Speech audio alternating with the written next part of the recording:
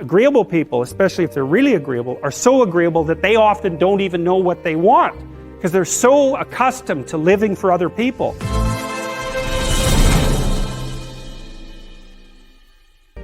If you ask a disagreeable person what he wants, say, or she wants, they'll tell you right away.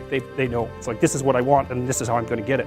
But agreeable people, they're so accustomed to living for other people and to finding out what other people want and to trying to make them comfortable and so forth, that it's harder for them to find a sense of their own desires as they move through life.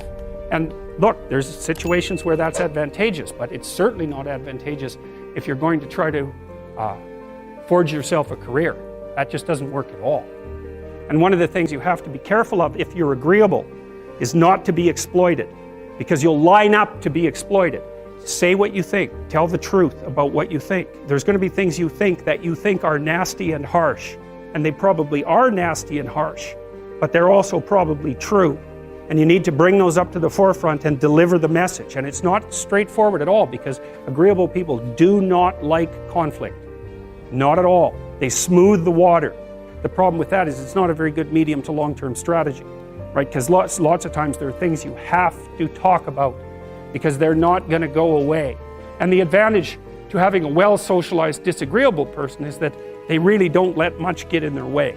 It's really useful to investigate the viewpoints of people who have opposing views to yours, because they'll tell you things. Not only will they tell you things you don't know, they'll also tell you how to see the world in ways that you don't see it. And they'll also have skills that you don't have, that you could develop.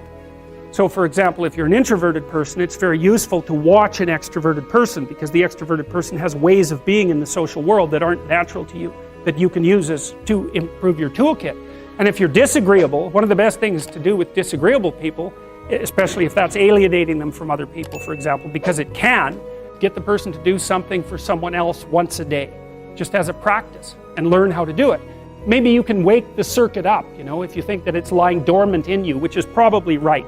I think we have a very wide range of propensities within us. Some are switched on, genetic propensities. Some are switched on, but I think that if you put yourself in the right situation or walk yourself through the right exercises, you can switch some of these other things on as well.